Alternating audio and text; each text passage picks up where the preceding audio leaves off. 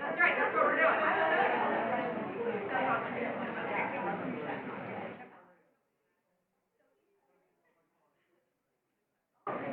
Great.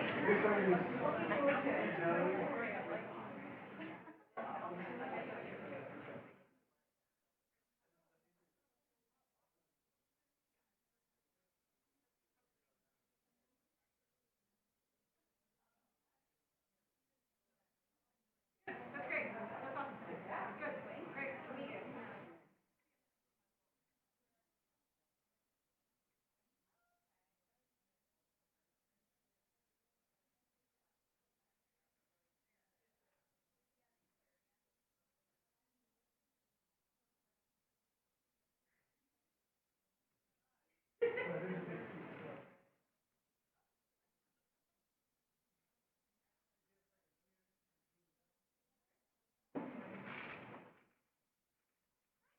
How are you? How's your new job?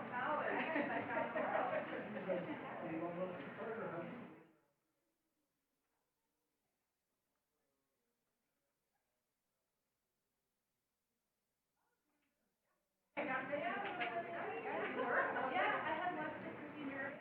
Great. Talking about how.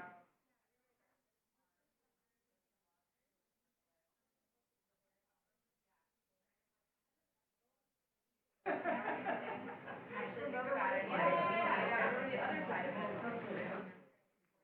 I know, right?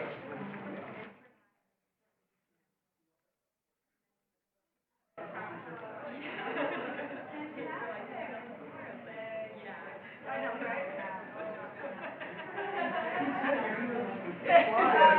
I know. You need that. Fresh. Remember where you came from. That's the part of my life I don't know. Somebody asked me the other day, like, what is my I don't even remember what my outfit was.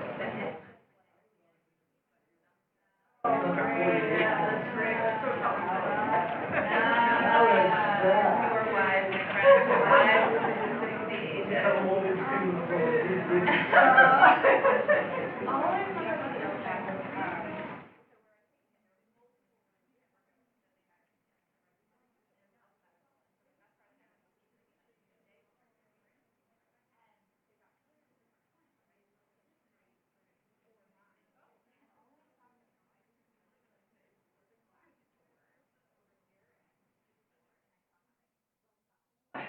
and then turned back around and went like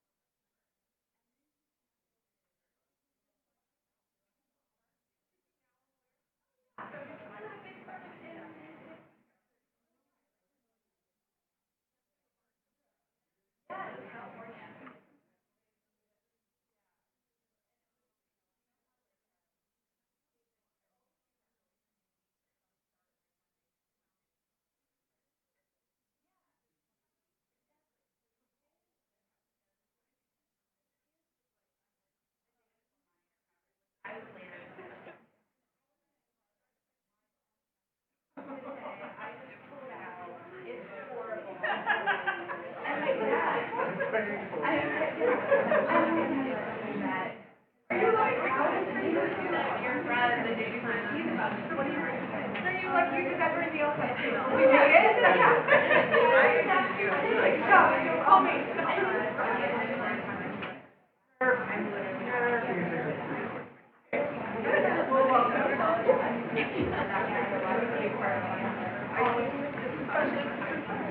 So they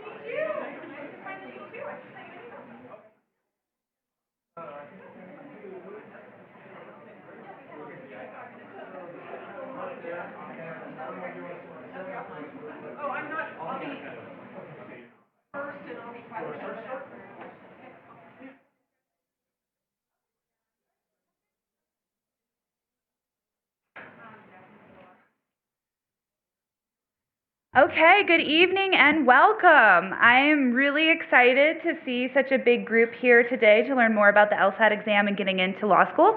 My name is Elizabeth Kronk-Warner. I have the best job in the whole wide world because I get to be dean here at the S.J. Quinney College of Law. And so I asked for just a couple of minutes to speak to you really briefly to one, say that I'm so excited that you're all interested in this profession. This is an amazing profession, regardless of what area of law you think you're interested in practicing, if it's you want to start a new business, or if it's perhaps you want to be a civil rights lawyer.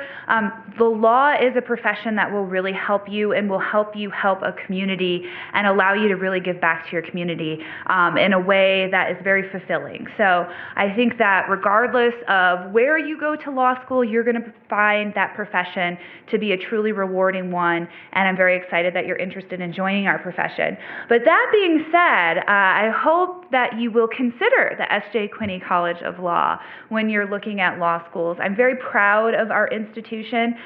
You'll hear me say that I think we are the best law school in the entire country, and there's a reason for that. Not only are we highly ranked and world-renowned, you literally get to work with faculty and staff who are at the top of their game. You've probably seen them in the news all over the place doing amazing things in amazing spheres. But what really makes us and separates us from other schools that also have amazing faculty doing wonderful things is that those faculty are accessible. If you take a chance just to walk around a little bit, you'll probably see some faculty around still even after 5 p.m. Their doors are going to be open to you. They're excited to work with you. They love to work with students. That's why they're here. Many of them could be at other law schools, and they choose to be here because of our commitment to students. Also, we have a great location, right? We're only 5 to 10 minutes away from downtown, which those of you who live here in Salt Lake City, which I assume the majority of you probably do, know that we have the legislature here, we have the federal courts, we have the state courts, you name it, we have access to it. In fact, one of your presenters here today works at Zimmerman Brewer, which is a premier appellate law firm here in Salt Lake City that literally gets to appear in front of the Utah Supreme Court on a regular basis. So you have access to all of that here at the S.J. Quinney College of Law. law. And you couple that with the fact that we're really committed to students. We are committed to diversity and to mindfulness and to well-being, so we don't just look at you as a number or as merely a student who's here for 3 years and then moving on, but we really commit to you as an individual and supporting you. So I firmly hope that you'll give us a hard look when it comes time to apply to law school. We would love to see you here at the S.J. Quinney College of Law. So I'm going to take off and turn it over to the experts on the LSAT. We were just talking earlier. I literally don't remember the LSAT. But before I leave, I just wanted to open it up to see if any of you had any questions of me before I turn it over to the experts on how to get into law school. Okay, great. I don't see any questions. I'm on the website. Feel free to email me, call me at any time if you do have any questions. Again, I would love to see you here at the S.J. Quinney College of Law. And with that, I'm going to turn it over to one of those experts who know all about how to get into law school, and that's Dean Reyes Aguilar. Thanks. Thank you.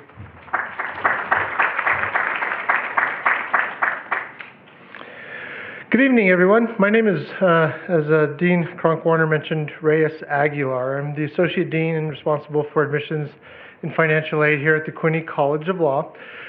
Today's program is going to be divided into 2 parts, or I guess if I want to be completely honest, 3 parts. The first part is a brief introduction and a presentation by Julie Nelson, who's going to talk a little bit about the LSAT and the test prep program administered by the University of Utah through their continuing ed test prep program. Then I'm going to talk a little bit about the nuts and bolts of the application process, really basic stuff. What is the LSAT? What is the Credential Assembly Service? That should take about 15-20 minutes. We'll take a short break, and then we'll continue on with the core of the application workshop, which is the elements of the application, the personal statement, letters of recommendation, how we evaluate this Credential Assembly Service report, things of that nature. Okay?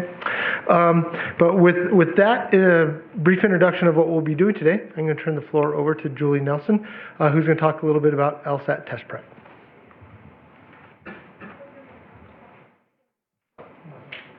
Okay. Hi, my name is Julie Nelson, and I teach LSAT prep here at the University of Utah. We have the Department of Continuing Education offers the test prep classes, LSAT, GMAT, GRE, things like that. And that's just what I wanted to talk to you about today. The LSAT is going to be addressed later on during the day, but you'll all be taking it at some point. How many of you have actually already taken it? How many of you took it on the digital tablet? How was it? You liked it? Thumbs up from you? Thumbs up from you? Anyone else? All right. So that's important because the July test that we just had, half the people in the country took a paper and pencil version of the LSAT, and half the people took a digital tablet version, and it was a surprise which half you were going to get. But the surprise is over. Now you will all be taking it on the digital tablet. So I'm glad we got all thumbs up from everybody. Starting with this administration that's on September 21st, everybody nationwide will be taking the digital tablet version. That's the only thing that's different. Everything else is the same. The scoring is the same. The content is the same. The tips and tricks are the same. It's just that it's going to be on basically an iPad. You can find out more about what that's going to look like by going to the LSAT website. They have an app that you can put on an iPad, or they have a way to try it just on like a desktop that you can kind of click through and see what it's going to be like. And the feedback is going to be no problem. Okay? So that's happening.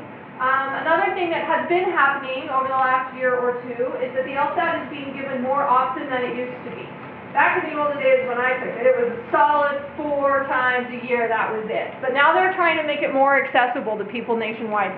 So they give it 9 times a year right now. So it's actually like you can take the LSAT September 21st and then November, like mid-November, and then January, and every couple of months. A test will be available. So we've changed our test prep classes to adjust to that. Meaning that, one, when you sign up for a prep class with us, you can retake the class free for 3 years, as many times as you want. And that's important because if you start studying and you're like, I'm not ready, it's fine. Come back, do the class again. Or you're like, whoa, this just this semester got out of control, and I'm not going to do as well on the LSAT as I would next semester. It's fine. Just come back, take the class again, no problem. Our classes start about every 6 to 8 weeks, and they're kind of targeted towards the next test, but it's very common for people to maybe take a class and then think, well, I'm not going to take the LSAT for maybe 3 months after that.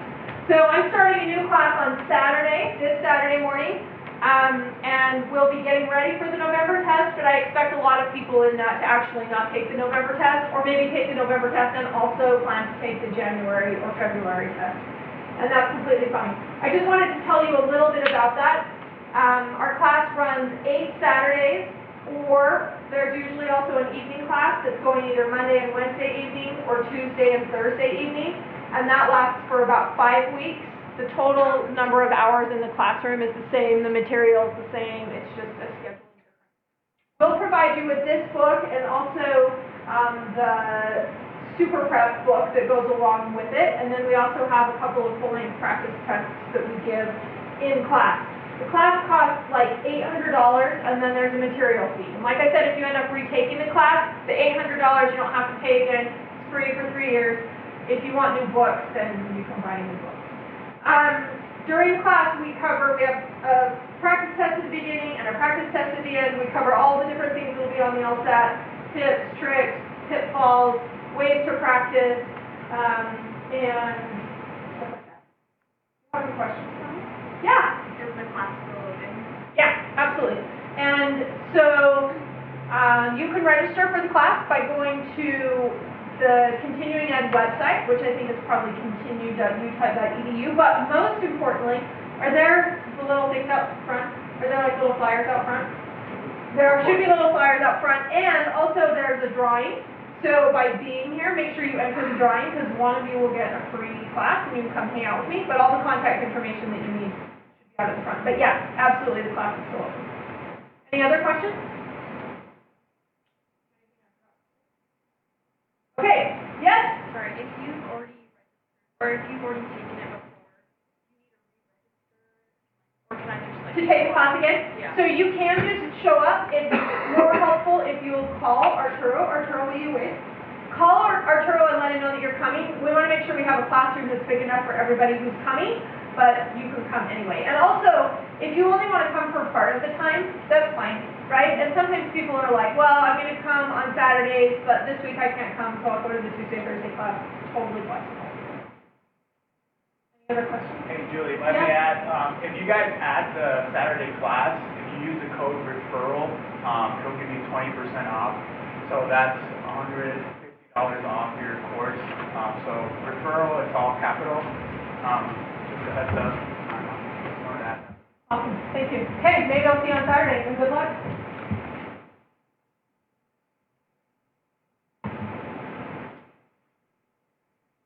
Perfect. Thank you very much, Arturo and Julie. And so now we'll get going with the content of the workshop.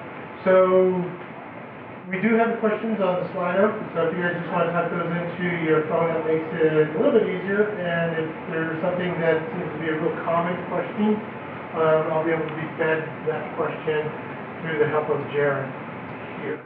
But also, if you're comfortable just asking them outright, don't hesitate to raise your hand. But I think this makes it a little bit more efficient so that we can get all the material and finish on time. Already did my introduction. And the Slido information will be on the slides that go throughout the program. This is the Who Makes Up, I'm not on, you know what? Because I didn't press my button. I'm on now. Poor Sam, I'm sorry, I didn't mean to make you nervous. So everybody can hear me, right? Now? All right, so there's 4 people that work full-time in the Admissions and Financial Aid Office. There's myself, I'm the Associate Dean. Our Associate Director is one of the folks who checked you in, Isabel Moreno. And then Susan Baca is our Operations Manager. She's not here this evening, but be really nice to her if you email her or call her. She's the person who actually marshals your materials through the process and gets them to the Admissions Review Committee and things like that. And then Jared Smith, our Academic Program Manager. He helps us with admissions, but he's tasked primarily, at least in our space, with financial aid matters, but he's very knowledgeable about the admissions process and the law school generally. And then that's our general admissions email address. Want to make you aware of some events that are coming up in the future. Next week, same day of the week, same location, well, same time. There's a smaller classroom. We had to move rooms because there are so many people who RSVP'd. That's why it's helpful to register, so we know we had enough room for you guys. But right now, the RSVPs for that are still showing that the smaller classroom on the 3rd floor, I think, is going to be able to accommodate us. I'm going to be talking about financial aid from the perspective of the next 5 years. How do you get through paying for the application year? How do you get through paying for the 3 years of law school? And what do you want to think about during that year of licensing? There's expenses that people sometimes don't have on their horizon, and this is a good time to be thinking about that as part of that 5-year financial plan. So please attend if you can. We'll also have another raffle for the free LSAT test prep at that workshop. There's going to be graduate school fairs that we're going to participate and have representatives at. Those are throughout the state. So if you drove here from Ogden or Cache County, know that we'll be up. And if you have questions specifically for us, you'll have some time with us at the tables there. Those are all happening the next the weeks of the 16th and the week of the 23rd of September. And then there's 2 law school specific information fairs, and those are only held here and at BYU. At those fairs, there'll be a little over half of the 200 ABA accredited law schools in the United States, so that's where you're going to have access to a lot of representatives. Those can be very helpful in gathering things like application fee waivers, as well as asking questions specifically of staff who work at these schools. They are from 10 to 2. Both of the programs are from 10 in the morning till 2. The U event is at the Union Center, and the BYU event is at the Wilkinson Center, which is their student union building there, and both are open to the public, so you should feel free if either works for you there. Okay, going to let you know about, I mentioned on the last slide, I forgot to mention classroom visits. It's very important for you to take advantage of having access to law schools here in the state, and I would strongly encourage you to visit both the Y and us. It gives you perspective on what a classroom is like, how a classroom is run, the kind of people who would be sitting around you in a class. It gives you a good sense of that. So to make arrangements for those classroom visits, you go to our website. That's our landing page, and if you look near the top, there's the admissions tab.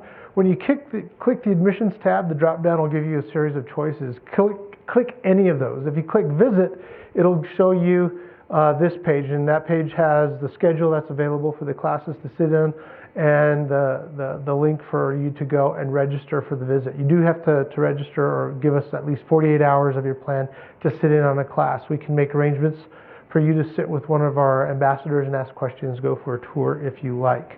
And then in that black bar where it drops down, if you go to events and other recruitment, you can see all of our events there. It'll take you to this page. It'll give you a calendar of what's going on. You can see that we're traveling around the country throughout the next 2 or 3 months, attending mostly events like the law fair that I described. Okay, so those are some of the things happening at the law school. Now the basics. What does it take for you to gain admission to law school on a very fundamental level? What are the bare bones that you need? The first is you're going to need to have a bachelor's degree. You don't have to have that degree when you apply. A lot of people apply during their senior year of college with the anticipated conferring of their degree before law school starts in August. Sometimes it's a spring graduation in May or April. Sometimes it's a summer graduation. But just know that we need documentation showing that you have earned your bachelor's degree before you can start law school. And that degree must be earned from an accredited university in the United States or its equivalent, its foreign equivalent. Then you have to take the LSAT, the law school admission test, and have that test sent to us. And you do that through a program, a subscription service called the Credential Assembly Service.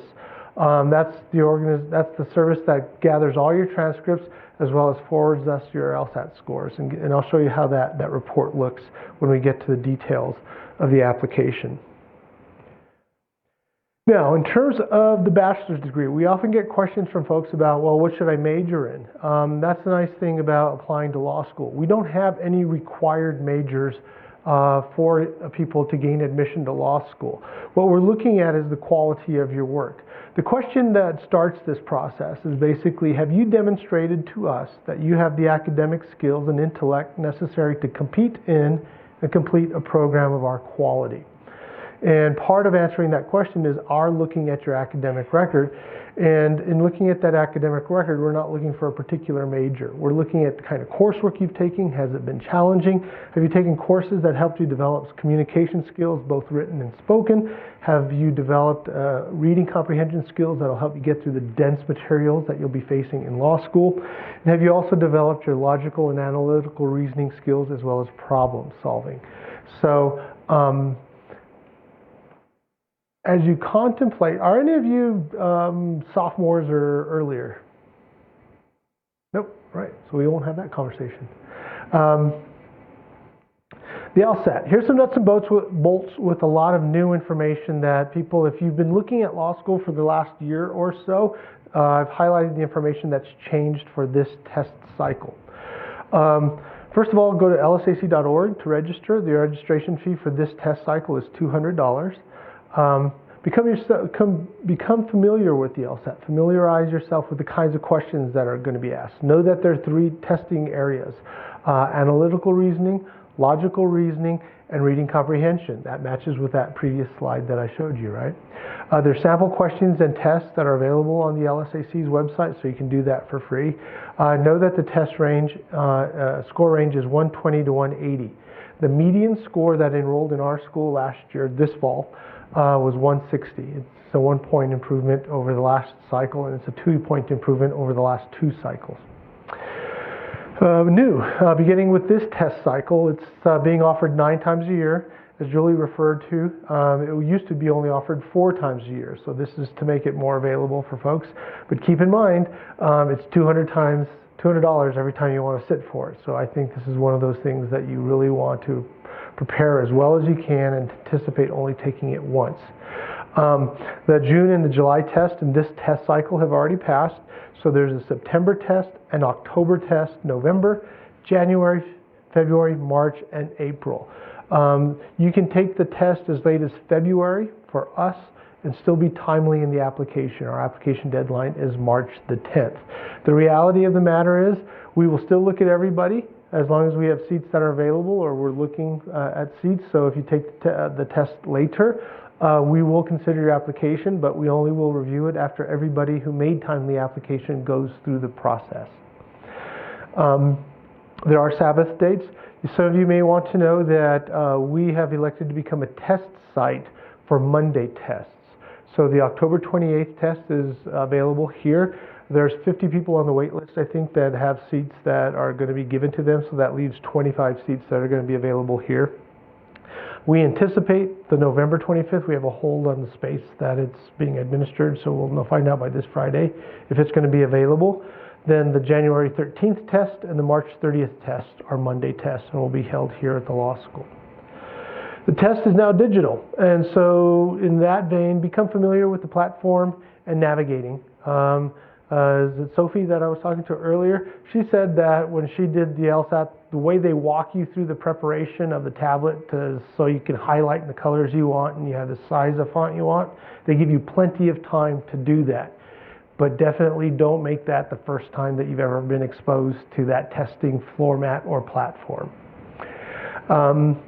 The writing sample is something new that Julie didn't mention. So, yes, it is the same writing sample question or prompt or type of prompt that you will be given as it has been in the past, but it is no longer a part of the multiple choice 4-hour misery that you're going through when you take the big part of the LSAT. That part of the test, the writing sample, is going to be administered at home or wherever you want to have the test, a library you want. It's going to be on a computer, your computer. It's going to be proctored though. There's going to be software that you download to your computer where it shuts it down and you can't access other things. It's going to be a 35-minute writing sample that you type out based on a prompt. You will have access to the prompts because they're using previously disclosed prompts, so you can prepare for this. Quite frankly, that means there's going to be more pressure placed on you. Personally, as somebody who has reviewed files for almost 30 years, especially I would say the last 10 years, The writing quality and the copy or the print PDF quality of the LSAT writing samples have made them pretty useless in most cases. So many of us who have been doing this for a while are really looking forward to being able to read a typed answer. And it can matter. We're looking for not necessarily you being perfect in grammar and syntax and all those things, but can you analyze the question that's being asked and come to a conclusion that they're asking you to come to? This is not going to be a graded part of the test, but I think as we move forward with the quality of the information that we can see on the paper, I think more emphasis is going to be placed on that element than in the past. But that's just my opinion. It's also, you only need one writing sample to complete your CAS report. So when you sit for the LSAT, you cannot do your writing sample until you sit for the LSAT. But once you have sat for the LSAT, you can go home if you want that day and get the prompt. Or you can wait up to a year and do it whenever you feel like you're ready. Once we get your writing sample attached to your LSAT report, you're good to go. That is a complete file. If you want to take the LSAT again because you're worried about your score, you can do it, and you can leave out the writing sample if you want. You're paying for it, but you don't have to take it. All you need is one writing sample. If you want to do your writing sample over again, you weren't pleased with your first experience, you can do it, and you can do it by itself, but it'll cost you $15 to register for just the standalone writing sample, okay? Those are pretty big differences from what has been available to you guys in the past. Are there any questions about that? Okay, the LSAT, there are new limitations now that it's offered as many times as it's being offered. It's going to be offered, or limitations are that you can only take it 3 times in a single testing year. And the testing year is going to run from June to May.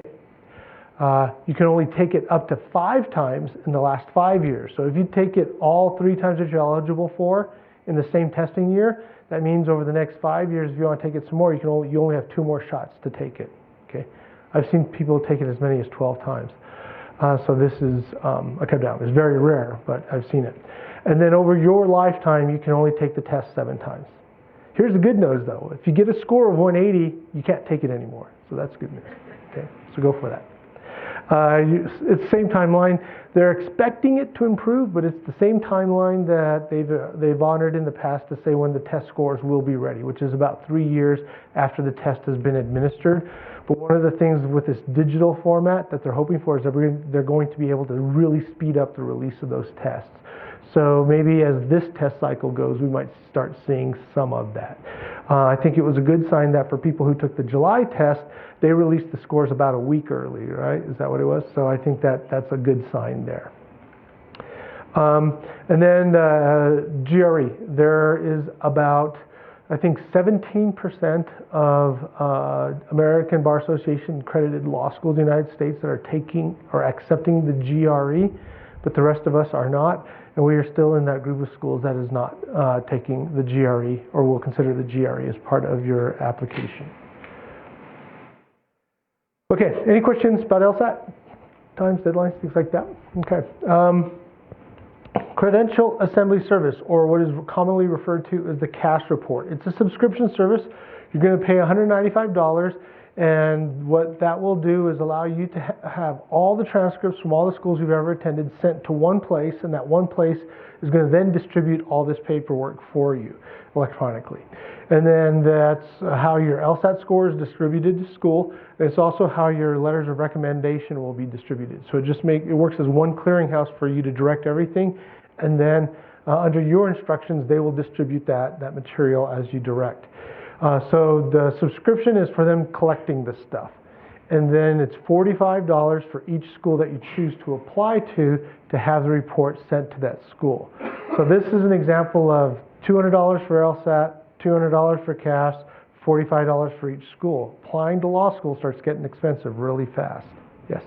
$45 independent of the application fee? The question is the $45 CAS report fee independent of the application fees that schools charge? Yes.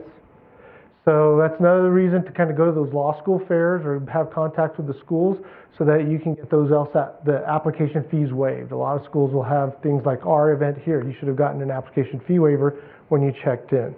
So fee waivers are fairly easy to get, but they If you don't get one, you're paying on top of everything else that we've talked about. Right, the CAS report summarizes your academic work by virtue of getting your transcripts. Then it gives us your LSAT scores. It gives us a cover sheet that tells us what your LSAT score, and then does a real quick analysis or reporting of your academic record, kind of year by year, school by school, but all on just one cover sheet. Then the letters of recommendation are sent to us or to the law schools using this service. The thing about this service is it's fairly sophisticated. You can target which letters will go to which schools. So if you happen to have a professor who is going to write a letter of recommendation, but they're an alum of a particular school that you're really interested in, you could ask that that professor address his letter or her letter specifically to that school. And you can say you want just that letter to go to that school, and then some of the others to go to other schools. Or if you have a particular interest in an area of law, environmental law, what have you, and you want to have a professor who taught you in a sustainability class just to write one letter for that particular environmental program, you can direct it and then have other letters go elsewhere. So it's a fairly sophisticated process if you want it to be, but to use it to its utmost, you're going to have to look at the instructions and figure out how you want to really take advantage of this and strategize. The TOEFL scores are also sent to us. For those of you whose English is not in your native language, we do require that a TOEFL be taken and the scores be sent to us. We do grant waivers, or an exception to be having the TOEFL required is if you have graduated from a college or university with any kind of degree, an associate's, bachelor's, or graduate degree from an institution whose primary language of instruction is English. You don't have to give us a TOEFL. Transcripts. So for the transcripts that are sent to the Law School Admission Council for the CAS report, you must have transcripts from each institution you've ever attended since graduating from high school, including schools, including colleges or universities you concurrently enrolled in as part of your high school experience for concurrent enrollment. I know SLIC has concurrent enrollment programs, the U does, Weber State does, a lot of institutions here in this state have that. So know that those reports need to be sent to us. This is regardless of whether or not credit was given for any courses that you took at those institutions. I've had students say, well, I went to SLIC, but when I transferred to the U, I just chose not to have any of those credits transferred because I had done so bad and blah, blah, blah. So does it really matter? And the answer to that question is yes. And that's due in part to the evaluation that is done on your CAS report. They have people who have done this for their careers. It's their jobs to evaluate transcripts. And they know what to look for. And so even if a school isn't transferring credit, sometimes there may have been an academic or a disciplinary issue that is reported on that school's transcript that wouldn't be available on the school that you graduated from because they didn't know about it. But we want to know about it. So all transcripts from all institutions attended. I don't know how I can emphasize that anymore. If you have attended a foreign institution, you need to have those transcripts sent to the CAS service. They have evaluators for those foreign transcripts through a national organization of registrars. But you only need to have it if the total amount of work that you did outside of the U.S.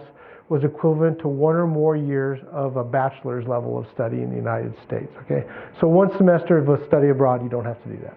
Okay, but if you did 1 semester of study abroad and then did some coursework at another university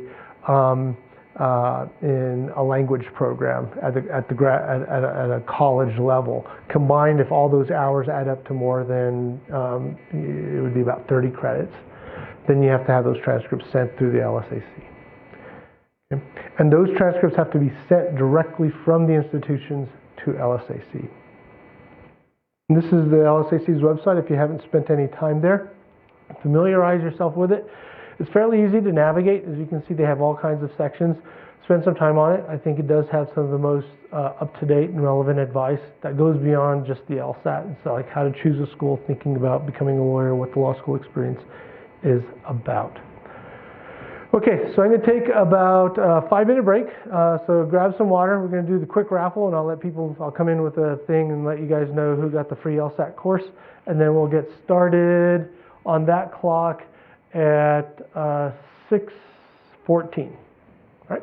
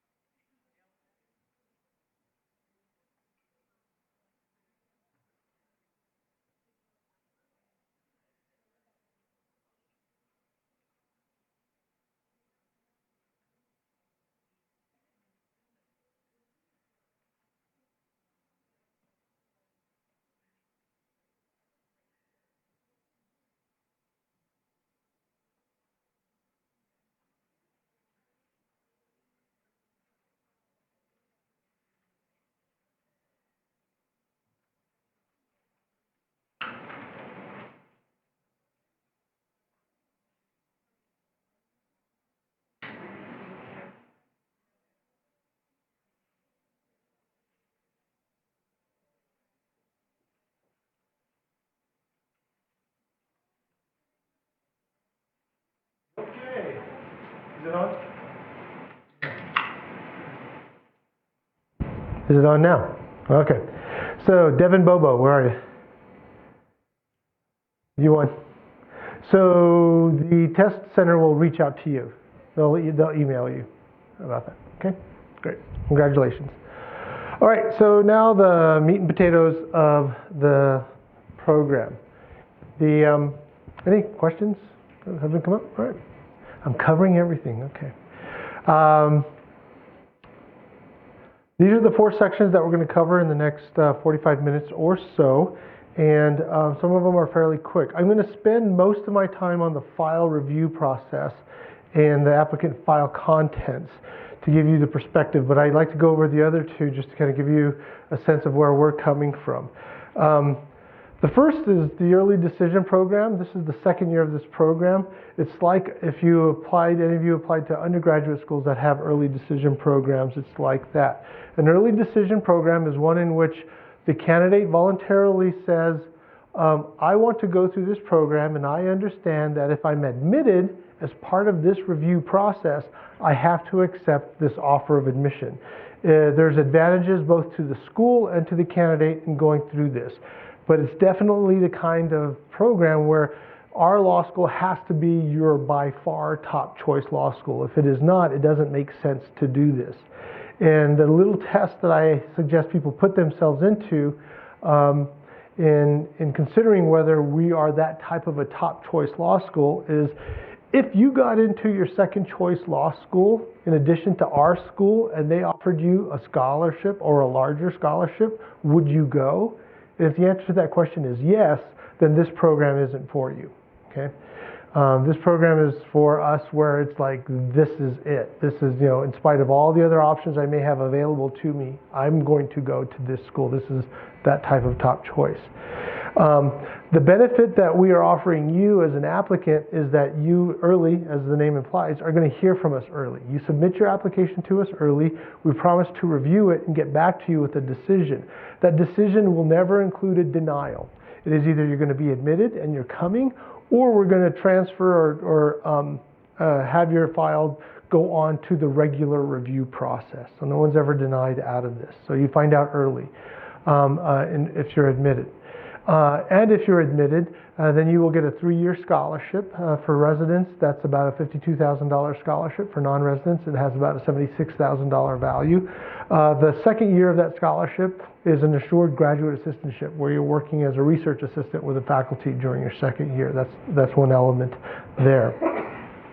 There is a contractual agreement that you sign as part of this process. The application is open now.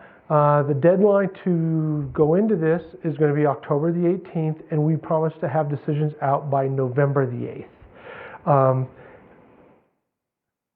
When you apply, this is the first page that you see in the application process. You'll notice the first 3 questions that you'll ask are, have you ever previously denied, and what was the status? But question 3 is, are you applying for the early decision? I forgot to update the slide with the 19th on it. If you say yes, then this will pop up. This is the contract this is the notice that informs you of what the obligations on our part and your part will be if you go through this. And then you sign the agreement. Once you print and sign the agreement, you scan it and make it a PDF attachment to your application. So you need to submit that agreement with your application materials, your personal statement, resume, and all that. You treat it just like one of those documents, okay? The criteria is the same, and you'll see what the criteria is, although you're ramped up. That is, we have higher standards under which people are going to be held for being competitive for admissions. Last year, I'm kind of going off the top of my head, but I think the median LSAT for early decision candidates was either 162 or 163, and the median GPA was about 3.8, okay? So it is kind of a higher level of candidate, at least as measured by the numbers that we're looking at. The same reviewers are part of that review process, and as I alluded to earlier, there's no deny category for outcomes in going through this process. Either you're admitted or you're transmitted onto the regular review process. Any questions on that? All right. Application deadlines, generally speaking, applications are open. I haven't checked today because I was busy with staff getting ready for this evening's event. But as of 8 o'clock yesterday morning, we had 9 applications. One of them was an early decision applicant. The file review, generally speaking, occurs for everybody else about the week after we get our early decision offers out. We'll start reviewing general candidates at that point. If a file is complete on that date, it's usually 4 to 6 weeks after file completion that we will have a decision out to the candidate. January 15th is our suggested file completion date, and it's suggested file completion in regard to scholarships, quite frankly. It's not that it advantages you in the decision on your file to be complete by January 15th. But if you are complete by that date and you are admitted, then you are assured of being among the first to go through scholarship review as we make those decisions. That's also a rolling process. And so the later you are in our system or our processing, the less scholarship money we have available. So that's something to have in mind. And then file completion deadline is March 10th. That's when, if you want to be timely and be able to attend all our events like our admitted student day and things like that, it's when you should have that file complete. But as I alluded to, if you complete your file a little bit later or later than that, we will review it, but there's definitely no assurances, and it's only after everybody else who made timely application goes through the full review process. Okay, file review order. We've got the early decision process, and then we have what I call an amended or augmented rolling admissions review. And what that means is rolling admissions is when you review files in the order in which they've been completed. So we get a timestamp and we put you into the queue. However, this is a very competitive process in terms of we're competing against other very good schools for very good candidates. So we want to put ourselves in the best position to compete for those candidates. So files do have an admissions index computed based on the LSAT and the GPA. Our index is 110 to 220, has a 215 range. And what we will do is people who have indexes in about the top 15%, we'll move them to the front of the line. We know that historically that they have a much higher likelihood of admission, and if we're going to try and recruit them in competing with other schools, we ought to be able to give ourselves the most time. So it's rolling admissions, but people with higher indexes are pushed to the front of the line earlier in the process. Admission committee members. There are 9 admission committee members. Isabel and myself are on the committee, and then 7 faculty members are also on the committee. The voting process is one in which the files are reviewed in 3 batches or 3 categories. There's a presumptive category based on index score where the candidate gets a complete review by a committee member, but it's only one committee member if the admit vote is placed on that file and the person is in. I do a final review just to make sure no clerical or mistakes are being made, but that one vote will get the person in. Conversely, there is a threshold that is set annually once we get into that November date and we know how the files are spreading out, that people are presumptively categories as likely to be denied, and they have one review. And that reviewer can say, let's move them up to the regular review process, or based on that review process of that single vote, they are denied if they get a deny vote. And then we have this middle category where the full review is placed, and that has a 2 out of 3 majority vote. So even though we have 9 committee members, 3 members will be assigned that file. If 2 members vote the same, that outcome is what is the vote. So if there's 2 deny votes, that person is denied. If there's 2 admit votes, that person's admitted. If there's 1 admit vote and 1 deny vote, it goes to the 3rd reviewer for a tiebreaker. So that's the process, okay? In terms of statuses, in this regular process, it's admit or wait list or deny. If you're admitted, that speaks for itself. Deny, that kind of speaks for itself also. If you're waitlisted, the waitlist is a status in which we're waiting to see how the class is forming and what kind of commitments are we getting. So as we go through the admission cycle, as we get into April, people who have been admitted earlier are informed that they need to make a decision to commit to enroll in our program or not. And the first Friday in April is when they need to submit a seat deposit. At about that time, we have a pretty good idea of where we are in filling the class. And if it looks like we're going to be a little short, then we'll turn to the wait list in late April or early May and make some admission offers after that. If the class looks like it's going to be fully subscribed or oversubscribed, we'll inform people on the wait list that we're fully subscribed, but if they want to stay on the wait list, they can, and we'll give them updates, usually about once a month, as to what kind of activity we've seen in the class that has been committed to enrolling. The commitment dates are in April, and then we have another commitment date in June. So early to mid-May is when we see the most activity on the LSAT, and then we also see a little bit more activity in mid-June based on seat deposits, okay? So that's kind of the timeline and the statuses associated with admit, waitlist, or deny. Any questions there? All right. Notification, yes? Index that gets assigned to applicants, Good. The index, it's an index question that says for the formula that is employed for what we use in our process, how much is weighted towards the GPA and how much is weighted to the LSAT. It is 60% weighted LSAT, 40% weighted cumulative GPA.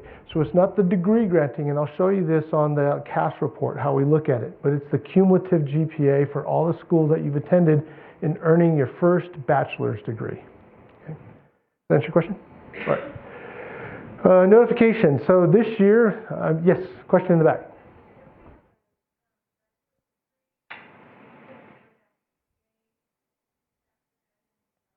The question is, if there's a graduate degree, do we factor in the GPA for that degree? Not into the index, but we do take it into consideration in the evaluation of the file. Yes? how does the community generally?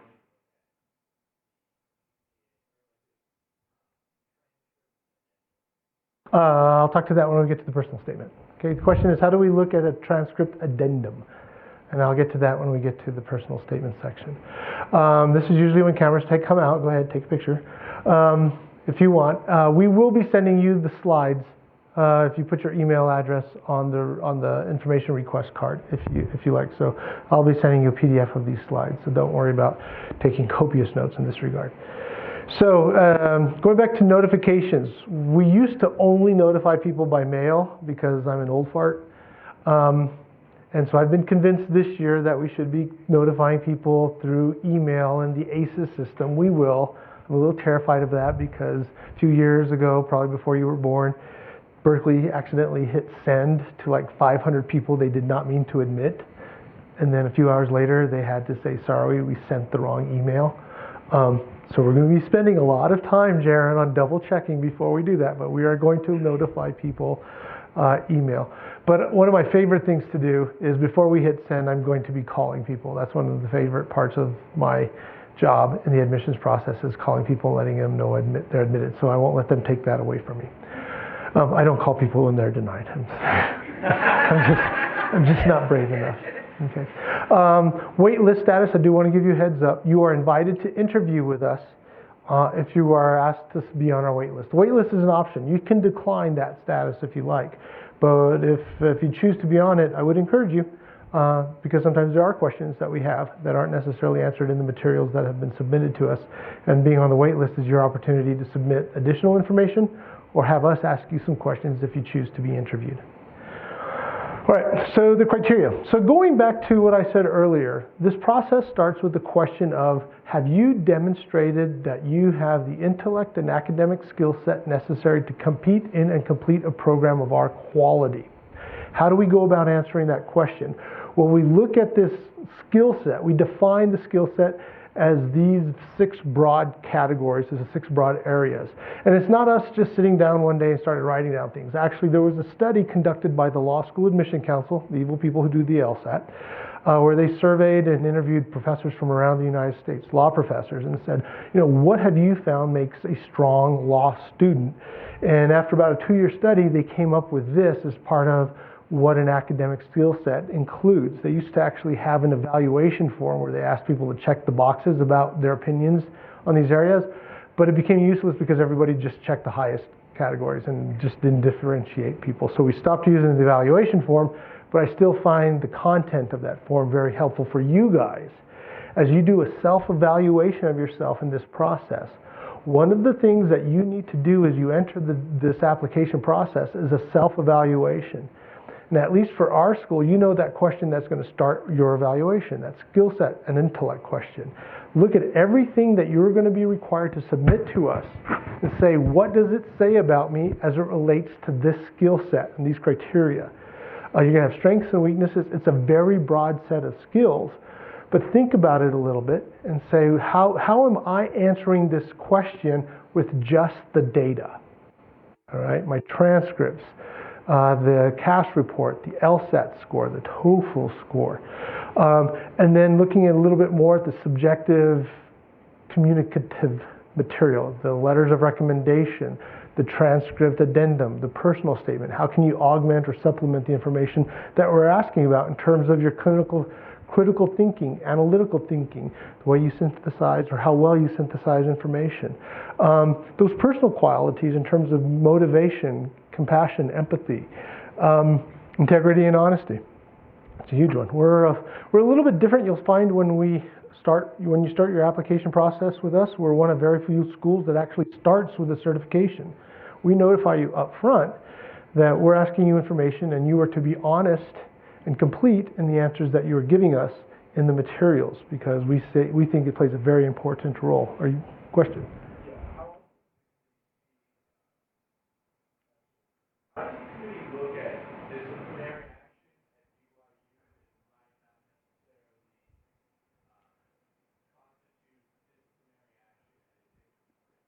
Ecclesiastical disciplinary actions at BYU are viewed as disciplinary actions. That if somebody chose to enroll in a school and signed a contract saying they were going to follow the rules of a school, we're kind of looking at that, well, what happened? It's just like if somebody gets fired from a job, and even though they work in Colorado and they're allowed to smoke pot legally, in Colorado they have a job that says you're not supposed to smoke pot, and they do and they get fired, that's a disciplinary action, but they signed up for that job saying they wouldn't.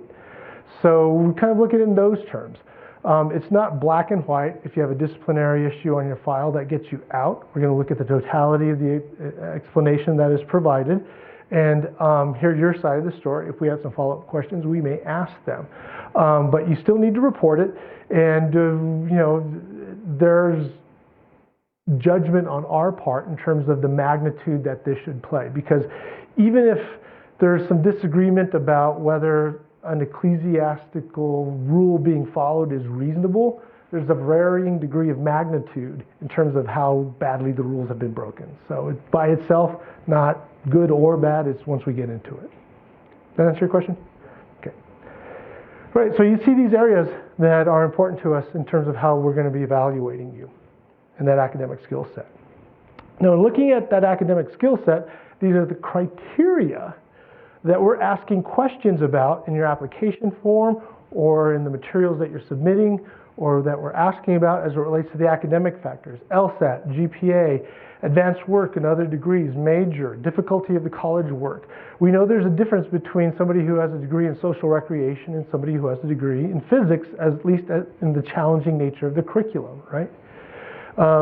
We know that grade trends, dominant language, graduate school work, family educational history. I want to spend a moment on that. So we do start off this section with saying LSAT and GPA. I'm not going to pretend that those things don't matter, right? They do. They're going to have an effect on your opportunities for admission, but how much of an effect these 2-3-digit numbers are going to have are going to be dependent on what more you tell us. What is the context of the information that we have in front of us as it relates to these 2-3-digit numbers? And I like to use the example of family education on this one. And so let's say I have a candidate who has a GPA that's not at our medians. Let's say it's in the range of 3.2, 3.3.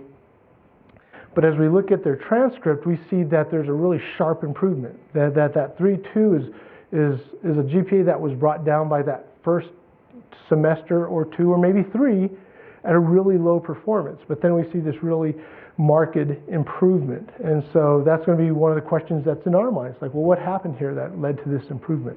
Okay.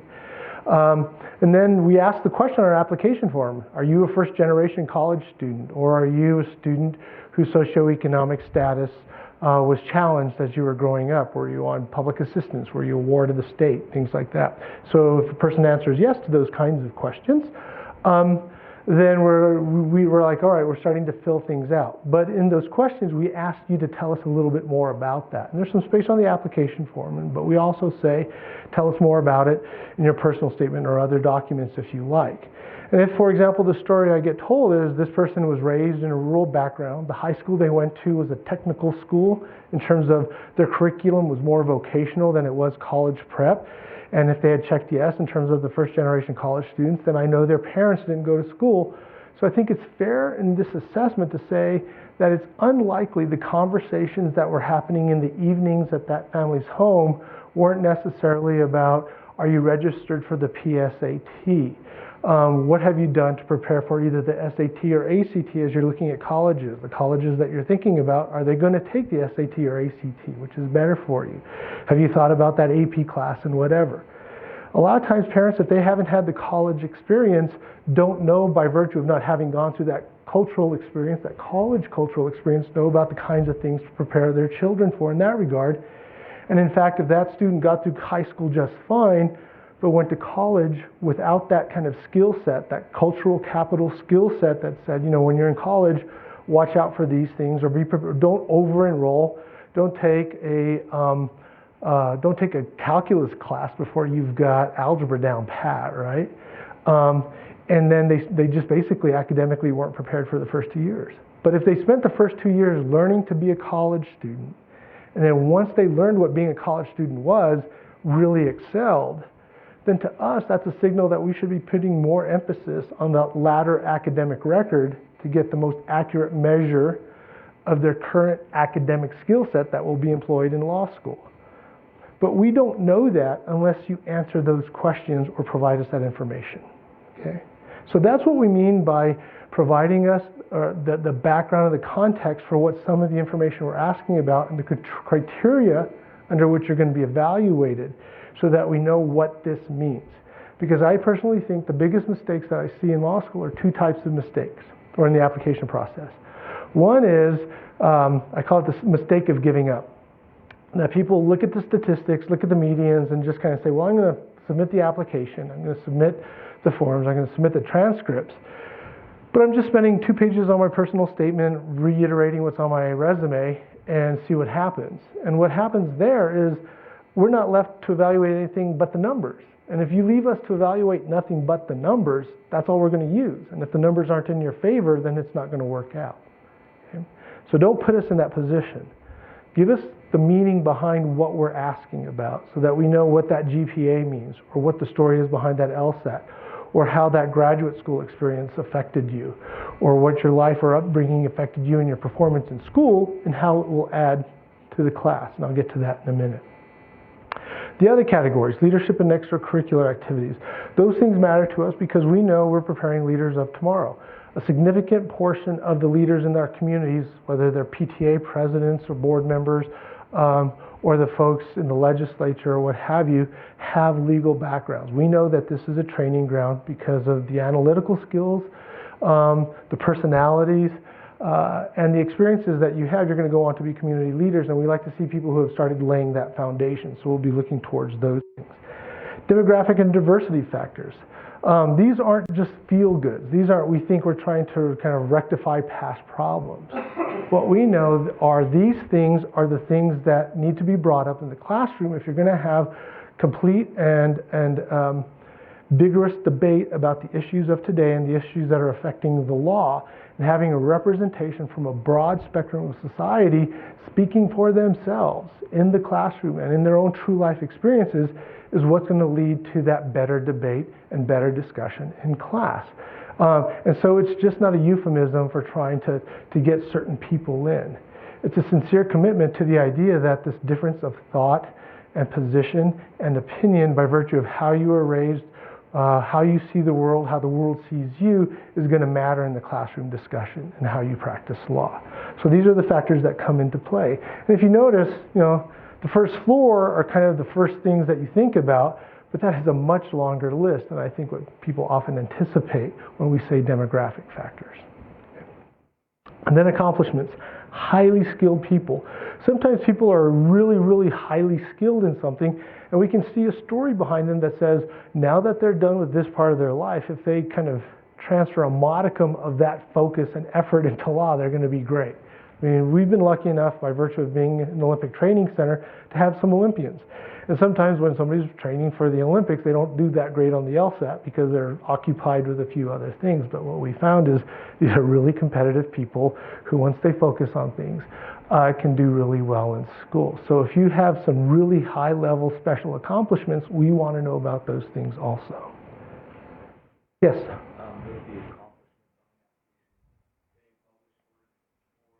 Like you said,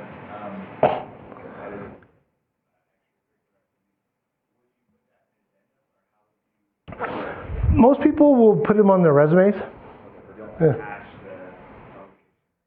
No, I would not. If you've been a published author, what I would do is if you have your publication on a website, put a link to the website so if the faculty member reviewing the file wants to go there, they can. But you know, having a novel attached and uploaded into the system can be kind of cumbersome in getting through your materials. Okay. Yes. The last slide is in high school. That our high Quality of high school and prior academic experience?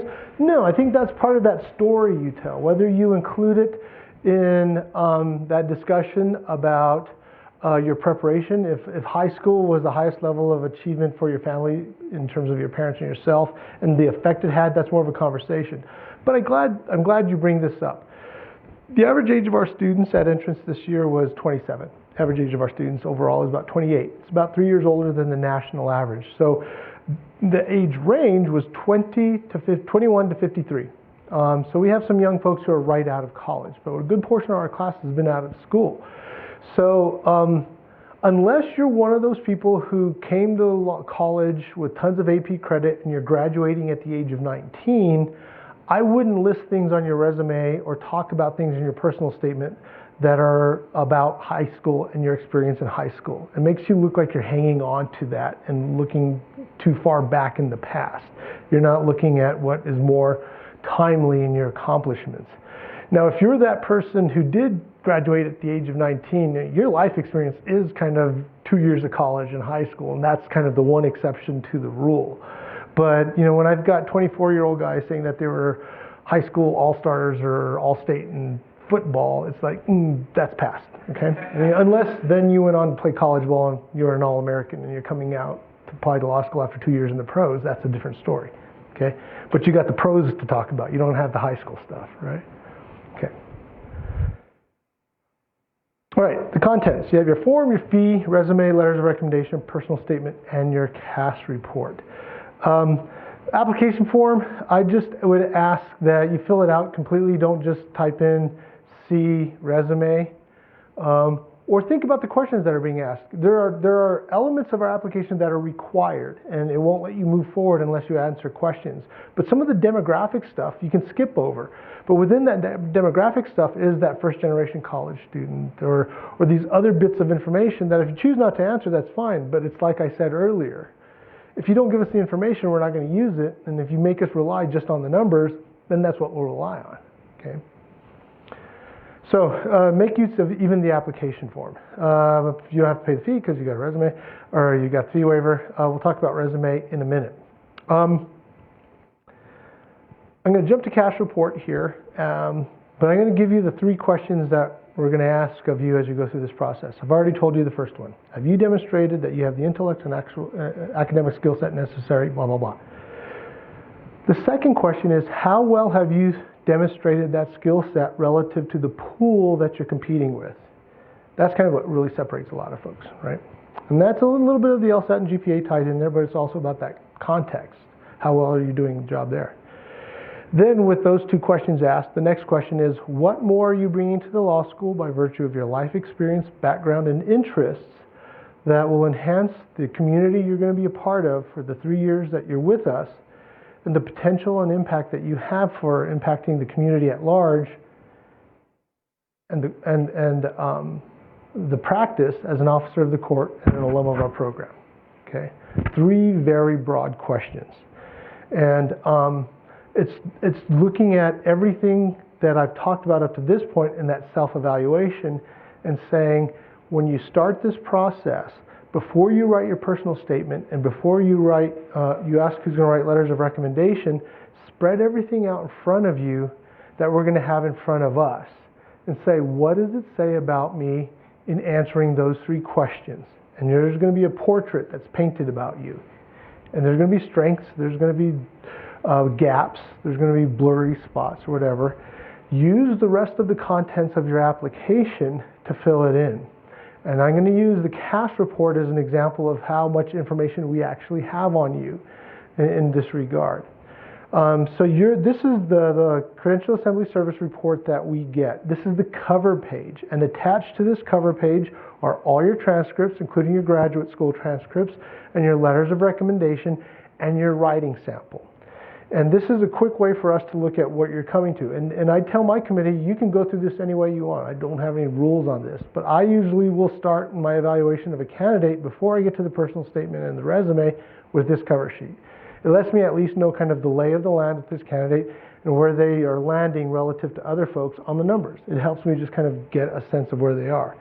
And so in that regard, this person, this background, it lets us know he's a permanent resident of the state of New York, a little older, 52 years old, male, Caucasian white, had a previous name. This is a male. Previous name, that would have caught my eye. I'd be like, that's very common with our female candidates if they've been married. Their maiden name pops up, but it's fairly unusual with men. Although we're starting to see, because some men are taking on their spouse's name or hyphenating their name, that's becoming a little bit more common, but I don't know. That's a question in my mind. This sections are all the institutions this person has attended. Hobart College granted his bachelor's degree in mechanical engineering, but there's transcripts from all these other schools. The New Jersey Institute of Technology granted his master's in 1997, so that's where we start seeing that graduate school information. Remember I told you people have jobs at the LSAC where they evaluate transcripts? That's their job. So this is where they make their notes for us. They evaluate candidates, then they type into the computer that on this transcript, 2294, Hobart, he had academic honors and graduated 47 out of 492 people. Good news, good information on his behalf. But for this school, whoa, back up.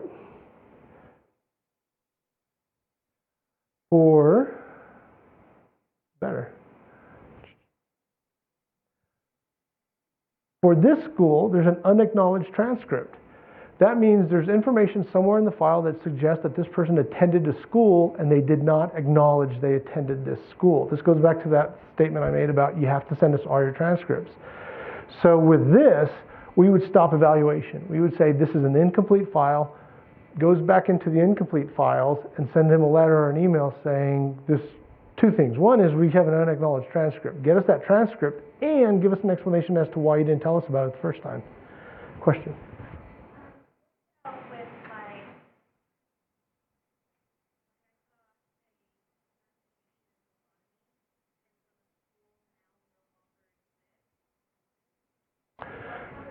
So in most states, there's a Department of Education, there's a state Department of Education, and if this school is accredited by the state, you can reach out to that school, and usually another institution will be assigned kind of their record-keeping responsibility.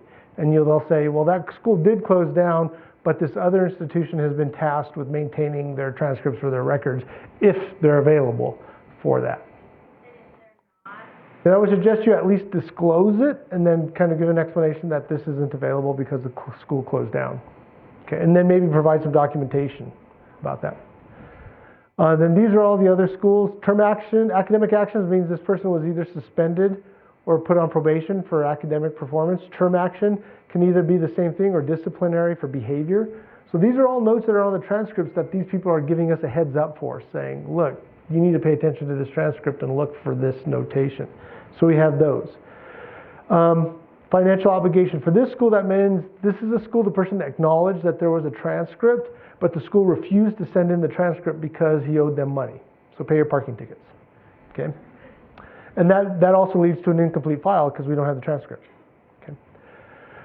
This section, there's over 3,000 colleges and universities in the United States. I've been doing this for a while. I'm nowhere near knowing anything about the vast majority of them.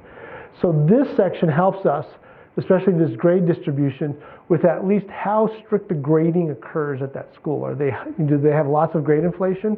Don't want to offend anybody if you went to University of Phoenix, but quite frankly, University of Phoenix is notorious for grade inflation.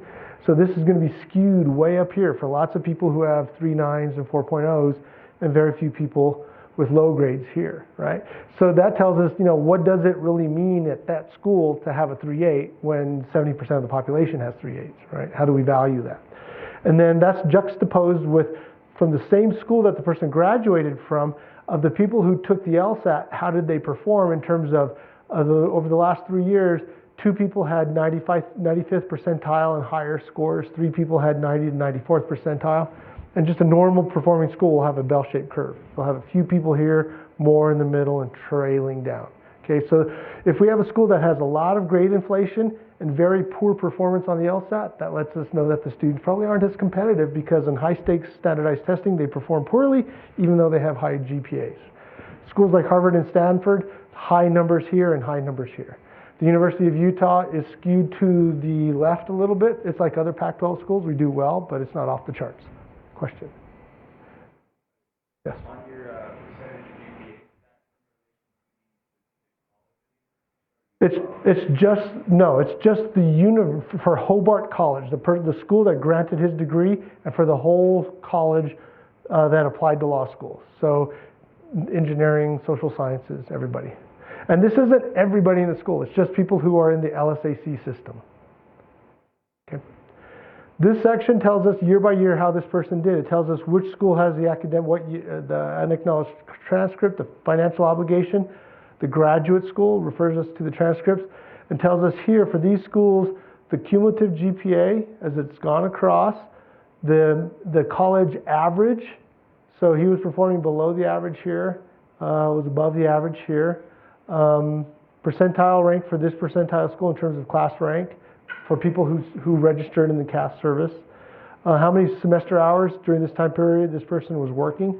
So that's a lot of information that we have just on this one piece of paper about your academic experience. Then, in this section, it tells us, based on all that information, how many A's, B's, C's, D's, E's, or unconverted pass-fails that we got. It was, it lets us see real quickly, was somebody padding their GPA by taking a lot of pass-fail classes, right? And only taking grades for classes that they knew they were going to do well in. Then we get all the LSAT scores. A means they were absent for a test. C meant they canceled it. So when a school like ours says they will, for people who take the test multiple times, we will presume to go with the higher test. That means we will go into the process presuming that we'll take this 162, but we still see everything. And in our policy, we say we leave it to the prerogative of the file reviewer, if they so choose, to go with the average score if they feel that's a better indicator of the person's academic skill set as opposed to just the higher LSAT. Okay? What that means in practice, 95% of the time we'll go with a higher LSAT. Yes?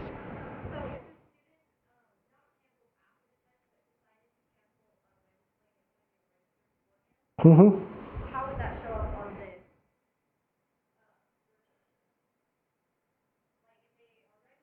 the? Yeah, but they don't take it. They don't take Right, so it's not going to show up. It's just that you register, yeah. And in most cases, they actually move their test date. Not always, but yeah. So that's not going to show up because you didn't get exposed to the test. Yeah. Okay. Right. Any other questions? Yes. How does it look if you cancel a score? In my opinion here, that one cancellation isn't a bad thing. I look at cancellations as I look at W's on a transcript. They're there for a reason. And the reason is so that people don't unjustly get impacted by a life circumstance. That W's are, you can take a W in college because universities know people get sick. People in families run out of money to send their kids to school, so they have to withdraw. So why make everybody have to flunk out if some circumstance happens? So there's that option available to you.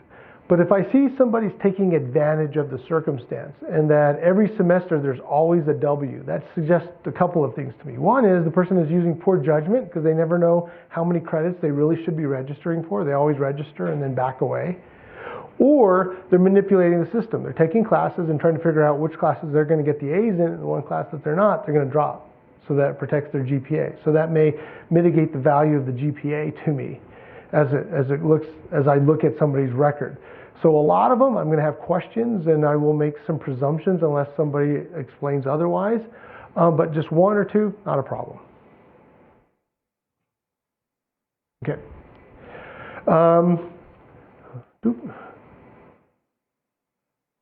Where are we at? Here we go. This section lets us know the cumulative GPA that the person graduated. That's what's used for our index formula. But the example that we have here is he went to a lot of schools as an undergrad, right? So the cumulative GPA is different than the degree granting GPA. That's the school that he ended up getting his degree from, right? And we have that information, even though the degree granting GPA is higher, the first one we get a look at is going to be the cumulative, and that's what's used for our index. And if there's a difference for you, that's where I would suggest you provide us that context. What does it mean, you know, in terms of having these two very kind of different scores, and what happened to lead to that? And who are we going to get as the student? Know this also, the cumulative GPA that is calculated through the Law School Admission Council is based on all classes and all grades earned in all classes.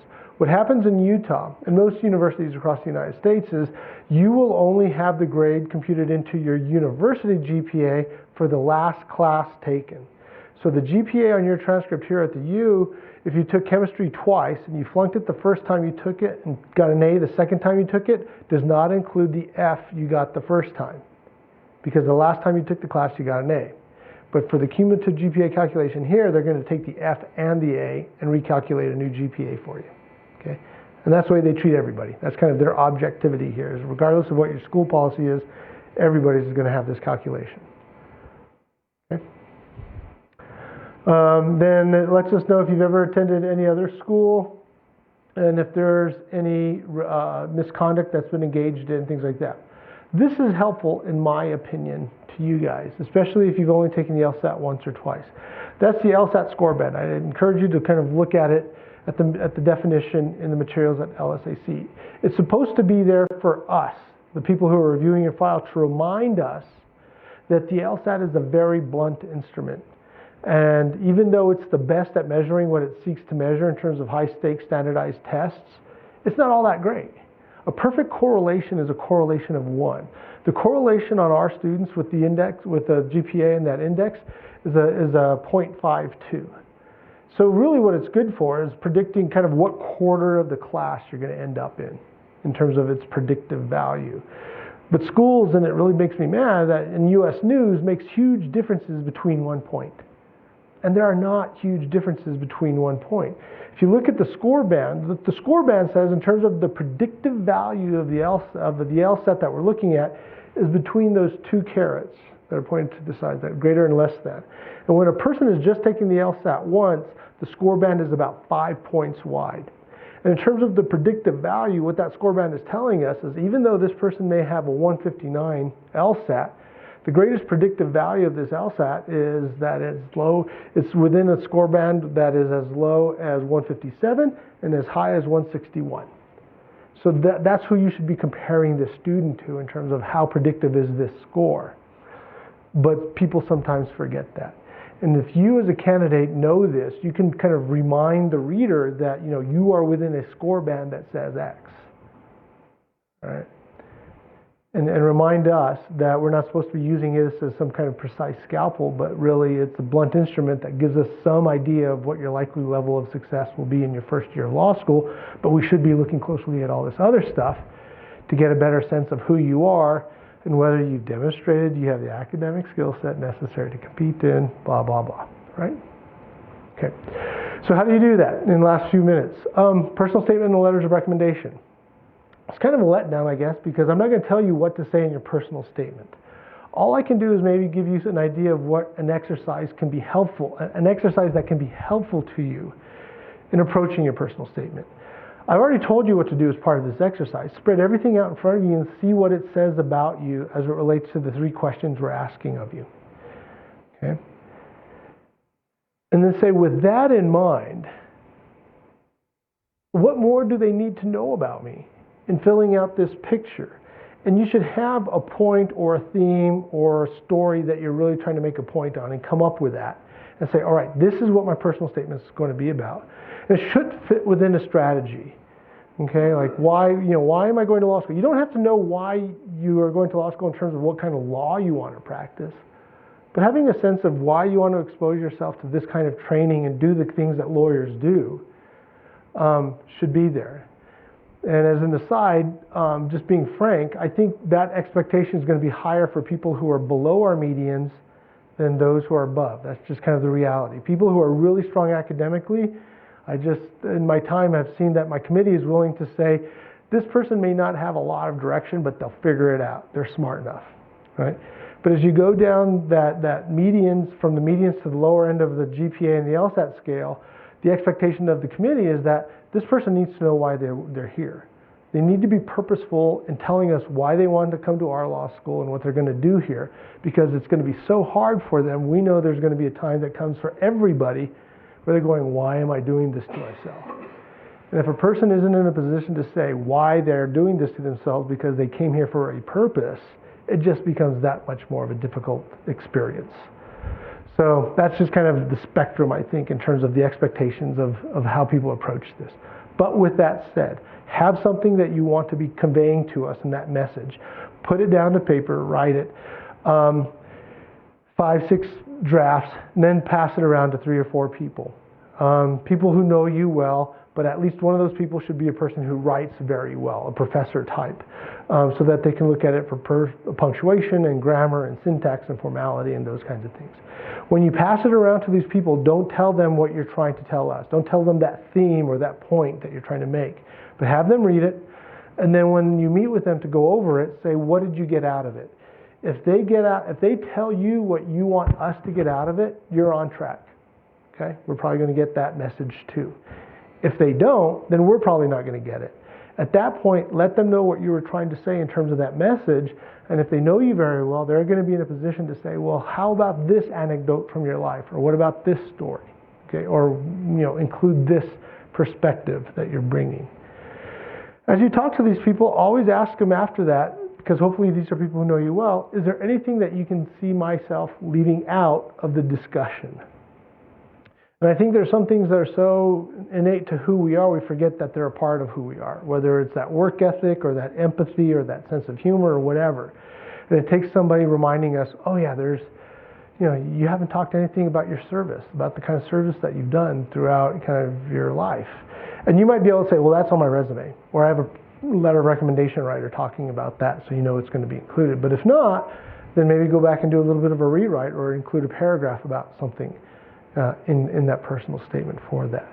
So that's not telling you what to tell us, but at least it's hopefully an exercise you can put yourself through to say, let me think about this. But it's always with the context of that other stuff that I'm talking about, right? Because I do think it is a fair assessment to say this is about that first that set of 2 questions that we start with. Have you demonstrated that skill set? The resume matters.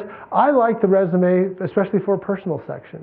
We're a small school. We're a great school because we are small. And some of the best parts of the school is getting to know who you are personally, what your likes and dislikes, foreign films, fly fishing, whatever that may be. And I like that. I've got committee members who could care less, they'll say. I can't disagree with them, but that's my like. Letters of recommendation. The letters of recommendation I've seen make or break folks. But remember those 2 questions I mentioned that I said that people most commonly make, the data one? The second question is what I call the mistake, the data mistake. The second mistake is what I call the mistake of neutrality. That students or applicants give us information that is neutral in effect. And that makes its way into the personal statement and letters of recommendation most commonly. In the personal statement, it's when people basically write a personal statement that is an essay version of their resume. If you're giving us an essay version of your resume, you're giving us information we already have on your resume, and it's neutral in effect, because the effect was we look at the resume, we saw it, and when we read the personal statement, it's nothing new, not helpful, right? That happens with letters of recommendation because of technology. All the people who most commonly write letters of recommendation, professors and supervisors and bosses and folks like that, are going to have a file in their computer, word processor, that is letters of recommendation, and it's a template, and they just kind of fill in the blanks. And for professors, it's going to be, I'm a professor of such and such. I had fill in the blank in my class, number fill in the blank, and this person got a fill in the blank grade. I felt that this person earned the grade because I'm the hardest grader in the department, and I recommend them for law school. That letter is neutral in effect because we have your transcripts, and in the transcripts we know what school you attended, we know what classes you took, and we know what grades you got. And we assume that you're asking this person to write a letter of recommendation to recommend you. So there's really no new information there. So in getting an effective letter of recommendation, you need to help them write a new letter. Give them the information to write that letter. So first, make sure that it's going to be a good letter of recommendation. It's going to be an excellent letter of recommendation. So go and meet that person in a setting where there's not others around, because you want to be in a position for them to be able to say no, or the chicken or cowardly way law professors say, or professors say they don't want to write letters, good letters of recommendation is, do you really think I'm the best person for this? If they get that, just move on, right? But you're going to find, you guys are here on a Wednesday night in the beginning of the semester when you could either be doing fun stuff with the school year or doing homework. So you're going to find somebody who's going to be excited about writing you an excellent letter of recommendation. Ask them that. I'm applying to law school. I need some excellent letters of recommendation. I'd like to have you write one for me. They will say yes. And then schedule a time, at least half an hour, to meet with them. And to that meeting, if they're a professor, take your cover letter or your cover to your LSAC law school report, so you can go over it with them and let them know the lay of the land that you have against you in terms of applying to us, and they can refer to that if they need to. If you have substantial writing that you did for them, a research paper, take them a copy of what they evaluated on. Hopefully you still got their notes on it so they can review it. And then be prepared to start off by talking about why you want to go to law schools, the law schools you've applied to, and why you've selected those law schools to apply to and to hopefully attend or have choices of attending. And then let them know you about warts and all in terms of if there's gaps in your application or disciplinary matters that you may be facing, that they should know about it. Because one of the things that sometimes challenges letter writers, in addition to that neutral effect, is they write glowing letters. But if they're so glowing and the candidate does not appear that strong in other areas, one of the thoughts that goes through my mind is, if this letter writer knew what I know, would they say the same thing about the candidate? And if they refer to those things in their letters, it's like, yeah, they know this person had a disciplinary action, or they know this person did really poorly on an LSAT, and they're still saying that they've given them their strongest recommendation and why. It's like, all right, that can add a little bit more credibility to that letter. Okay, so think about that. The last thing I'm going to say about letters of recommendation is the strategy of applying. So especially as it relates to, I'll call it underserved areas of the law. There are parts of the law that we need attorneys in, whether it's working in rural areas or lower paying public service jobs, and that's hard work. And we know a lot of people will talk about that and say they want to do it, but the reality is, those of us who have been in this industry for a while know that the likelihood of somebody really going into that sometimes heartbreaking work is if they've got experience in doing that. And because of that, if I see that person in the pool, I may be a little bit more forgiving on that LSAT or the GPA, because if this person was a social worker in the juvenile justice center and saw, what was happening to kids and families, and now wants to go to law school and go right back to that office and work as an attorney, they know what they're getting into. And if they strategize in their application about their commitment to that work and likelihood to go into that work in a substantive way, they will stand a better chance, in my opinion, with me.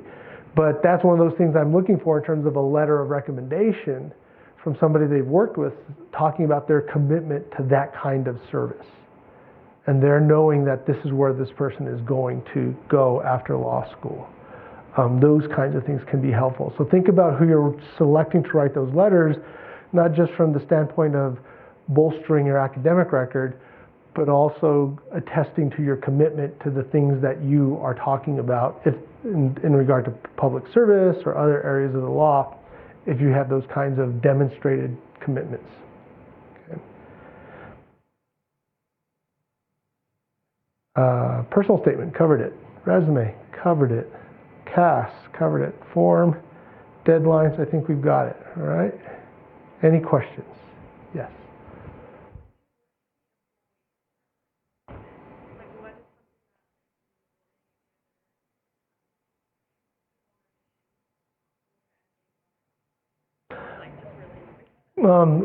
The question is, what should one avoid in the personal statement?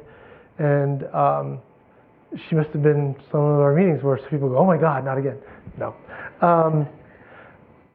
That's hard to answer, but some of the things that I caution against are humor, if you don't write funny. There's some of you who I'm sure are really funny in person. You can make your friends laugh, you're the life of the party. But sometimes that's because you know how to do voice inflection and your mannerisms and your faces and stuff like that. And you may even have some of those people read your personal statement and they die laughing because as they're reading your personal statement, they have in their mind's eye you talking to them. But if we don't know you, there's always the risk of you coming off as either weird or obnoxious or really offensive. So my caution, but when people can write in a funny way, I love it. I don't want to say I'm not a humorous guy, but it's one of the hardest things to do. So if you're going to write something humorous, make sure it's funny to people who don't know you. Okay, so that's one caution. The other is too much formality in the writing. That sometimes people have this expectation that if they're applying to law school that they should be writing like a lawyer already. And it sometimes creates an air of insincerity. So be yourself. Be yourself like if you were talking to your grandma if your grandma didn't go to Woodstock. Okay, your grandma's a little formal, right? But be kind of true to who you are without kind of trying to use a crazy vocabulary or that you're drafting an LSAT question. Okay. For those of you who are members of the LDS Church and have gone on missions, I would caution you to devoting your entire personal statement to that experience. And that's not because I don't want to see it, it's because of where we are geographically. And I've done co-presentations with the Dean of Admissions at BYU, and she has said the same thing. That is, because we're in Utah, a good portion of our applicant pool have had that experience. And by virtue of having that experience and exclusively talking about it, you're not making yourself stand out. So that can be a very good and effective personal statement for schools that you get away from Utah geographically. You become more unique at Georgetown or Iowa or Cal Davis because of that experience, but not so much here. That's kind of the essence of where we are in some of those things. Yes? So some of us in this room are applying to law school right out of our undergrad. Yes. But some of us are applying after graduating from our undergrad and being in the workforce for a couple of years. Is there a balance to be struck between academic letters of recommendation versus professional letters of recommendation? What sort of criteria do you think through when you're evaluating? Yes, that's a great question, and I'm sorry I didn't bring it up earlier. I usually do, so thanks for kind of roping me back in. As I answer this question, I know I've gone over my time, so for those of you who have obligations and need to go, that's fine. I just ask that you not make too much noise as you need to get up to go. As it relates to who do you write those letters of recommendation, make sure that they're people that know you well. If you're a recent college graduate, and I define recent as within the last 2 years, I have an expectation that letters of recommendation come from academic sources. We are one of the few schools that does not require it though. And it's because a good portion of our applicant pool consists of people who have been out of school for a while. And we don't want to put them in a situation of having to give us a letter that may not actually carry that much weight because it's been so much time. So look to those criteria, I would say, and say, who knows me? Maybe it's a supervisor, and the criteria and skill set is best evaluated from somebody who sits in that professor's chair. I think that's fair to say. But you can piece together. We require one letter and suggest up to 3. That you can piece together 3 people who will know you in a variety of ways that can really address all those criteria and skills that we ask about. And they can include supervisors, coworkers, clients, people you volunteered with or supervised your service work, things like that. Okay? Good question. Yes.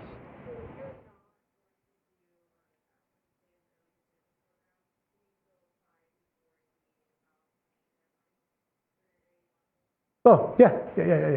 Oh, yes, please. If I didn't make that clear, yes, you can apply, and we encourage you to apply as early as possible because that ties into that January 15th file completion deadline. That please, try and get in as soon as possible so that if admitted, you're as competitive as possible. And if you're ready to go, yeah, get it in. Just get it in.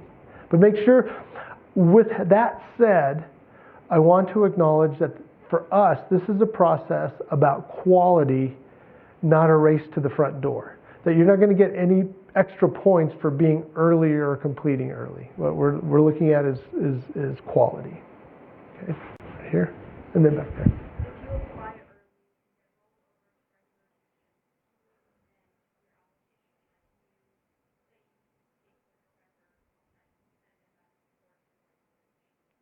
Okay, there's. Yeah, that's a great question. So, if you apply in the early decision process and are not admitted and rolled over to the regular process, can you amend your application or change it? And yes, you can. Until the decision is made, you can always add to your application if you like. I will caution that you can add to it, but we won't delete. So sometimes I get people who say, oh, I caught a typo or 2 in my personal statement that I submitted. Please remove it and replace it with this. And it's like, no, you hit send with this. So this is going to stay in your file. We'll say that this is the one you prefer to read. And I think it's a good thing that you caught the mistake and you want something new. But once submitted, everything stays in. The other perspective from which this question was asked was, well, what if you also choose to take the LSAT later? And there's two questions within that. One is, will your file be held until you have taken all your LSATs that you're registered for? And the answer is no. Once you have a file that's complete with all the necessary elements, we will send you to committee unless you in writing tell us not to send you to committee. So, if you have an LSAT score, you're like, I know I'm going to do better than November, and I really don't want anybody to see this until I take the November test. You need to send us an email saying, hold this until the November test, because we're going to send you to committee. But if you go through early decision, don't get in with your October or September score, and you're signed up for the November and you take it again, we will consider that score. But keep in mind, you're complete already, so you'll be among the first that end up going through that review process. So if you're signed up for the November test, there's that chance we may not even have the score at that point once you're in committee. So something to think about there, but we will consider that score if it is available. Okay. Good question. Back here and then over here.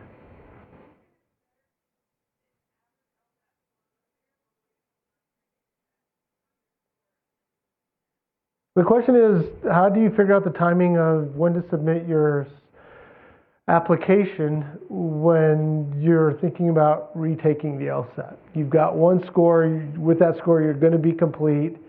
If you send it in, you'll be going through review pretty soon, and but you could have done better. That's a hard question for me to answer because I don't know you and I don't know the circumstances that you're looking at. My one definite answer, I would say, is that if you took the test the first time and you simply did not prepare, and you know that you're going to prepare, and with preparations you're going to do better, it probably is going to be in your best interest to wait, take the test the second time, get the score, then have an addendum that talks about this. But even that, I would say, is a step you should take with caution, and here's why. And this is why for everybody who's stuck through this, you get 2 extra points. I already told you the 3 questions we asked. We'll call those the first 3 points. There's 2 questions that are implicit in this process that we don't necessarily ask out loud. One is, what judgment have you exercised in your life? And what are your patterns of behavior? Now, this kind of goes to the judgment and patterns of behavior issue. That if I have somebody who has a personal statement that talks about they didn't do very well in undergrad because they weren't mature, and once they figured out that they wanted to go to law school, they buckled down and did really good, so don't, disregard the first 2 years of academic work, look at the last 2, we've had this conversation, right? And that makes sense, that's a rational discussion. But then if they have the same discussion with us in another addendum about the LSAT, well, I sat for the LSAT without preparing, hoping that I would do better than I did, but I didn't, so obviously I needed to retake it. I've retaken it, I studied, and I now have a 160, and that should be the score in which I measured. That makes sense, and that's right. But my problem is the pattern that this person is demonstrating to us, that they really don't buckle down until they have to. And law school is about self-starters. The judge isn't going to go to you before you come to trial and say, now, are you doing this? Are you filing that motion for summary judgment? No. It's about you getting the work done. So if there's a pattern of behavior that we see because of lack of preparation, even though you've done the right thing in terms of scoring better, depending on what the rest of your application looks like, you want to tread lightly on how you approach that. Okay?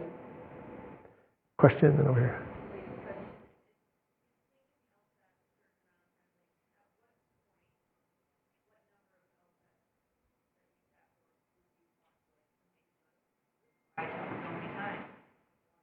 Yeah.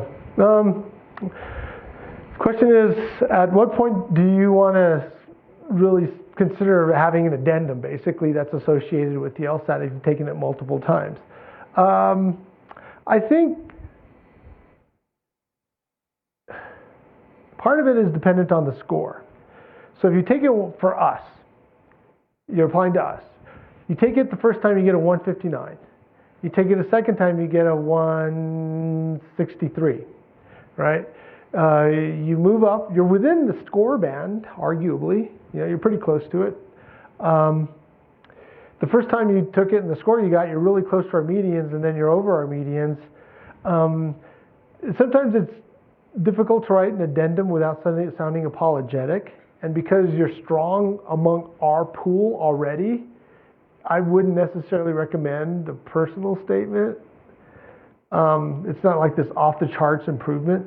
Now, if you went from a 152 to a 160, it'd be like, that's a pretty big improvement relative to our pool. And I know there's going to be some committee members who are like, well, I want to know the story behind this. Now, if you're applying, that's a different story in applying to BYU or Harvard or schools that really kind of have higher medians and emphasize the LSAT even more in their process. And where you are in the scoring may dictate whether or not you write a personal statement and when you write it relative to how many times you've taken the test. Does that answer your question? Okay. Yes.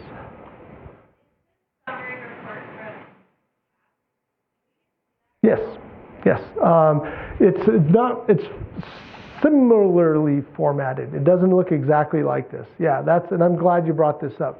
You shouldn't send anything to any school until you looked it over first. And it's a very, very rare occurrence. It's like I said, I've done this for 27 years. It's, on one hand, I can count the times that it's happened, but it has happened where they've miscalculated the cumulative GPA. Or they've put like a misconduct mark on somebody that should not have been there. And so make sure that everything jives in the material that is going to be going off to the schools before the schools see it. And like I said, it's part of that exercise of what is this stuff saying about me? Yes.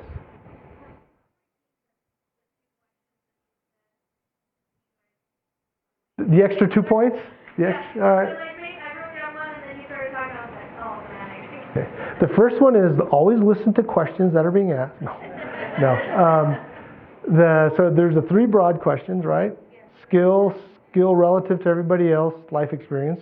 And then the other two questions are, what is your judgment? How has your judgment been exercised in your life? Do you make good decisions? And that also goes to your lawyer. You're going to be making good decisions for clients who made bad decisions and got themselves in trouble. All right? So we're counting on you helping people who don't have good judgment. So that presupposes that you have good judgment. Okay? The second question is, what are your patterns of behavior? Because patterns of behavior help us sometimes in determining what kind of judgment have you exercised. And two, what's the likelihood of you changing behavior that we see in there, whether it's, not being a self-starter to positive stuff. I mean, most of this stuff is actually positive, that you guys do exercise really good judgment, and your clients are going to be lucky to have you as somebody who's marshaling them through a very difficult time in their lives. And your patterns of behavior show that you're ready for the rigors of law schools and the difficulties and challenges of being a lawyer. Any other questions? Yes.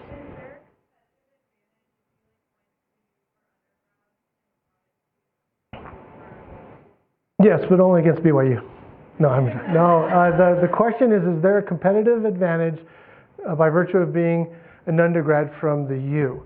That's a great question, and I don't want to call it a competitive advantage, but we look at you like our sister Pac-12 schools, and they're all Research 1, either flagship or outstanding private schools.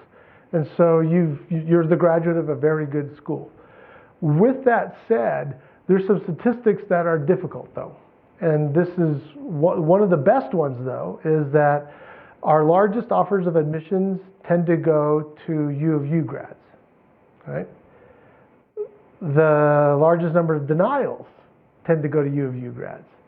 But that's only because the largest number of applications we tend to see are from U of U grads. So our admission rate last year was about 40, just over 40%.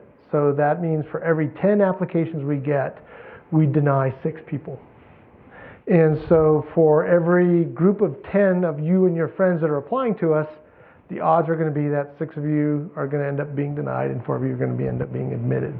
And when you're here on this campus, that's going to just seem like a lot, right? And so sometimes people feel that there's a disadvantage to it, but not really. You're looked at as coming from a very strong school, but it's relative to a pool that's very competitive.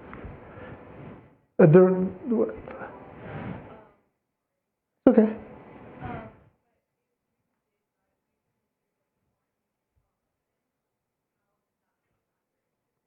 Residency doesn't play so we seek to enroll a class that's majority resident because we are a state-supported school, but I always call residency the red herring. Because, for example, this year's entering class was about 70% resident at the start of the school year. But our pool of applicants is about 50-50. To get to that 70% resident, we don't have to admit as many residents because we know you guys know us and you love us, and there's a much higher likelihood of enrolling. Whereas the non-residents, because they're paying higher tuition and they may not know us as well, aren't enrolling as at higher rate. And so we have to extend a few more offers of admission than just the 25% of the pool that we're trying to put together. So our admission rate or ratio is actually about 50-50. And it varies from year to year, but that's generally, it doesn't play as big a role as some people suppose. Okay. Yes? I was just curious how many people would do your application. It depends on what category you fall into. So if you're in that presumptive admit category, 1, for purposes of a vote of admit. If you don't get an admit vote, then you go back into the regular process. You have multiple readers. And then the deny category. But that middle category are teams of 3. And if the first 2 votes are in agreement, then it's only 2 of those 3 people are going to read it. Does that answer your question? Okay. Just to be clear, but the committee does consist of 9 people. Yes. Myself, Isabel Moreno, and 7 faculty members.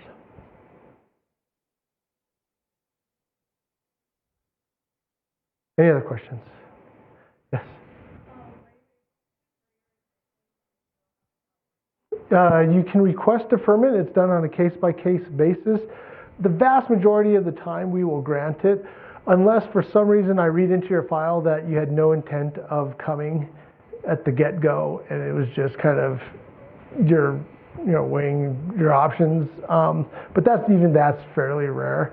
But deferment is only for 1 year. So if you're deferring to do Peace Corps, or you get a 2-year appointment for Teach for America, or you got an 18-month deployment with the military, those we don't defer for more than 12 months. Okay. Good questions. Any other questions? Was this helpful? All right. That's the right answer. Okay, hopefully I'll see a bunch of you next Wednesday when we talk about financial aid. Please come visit us, sign up, and thank you for your time this evening.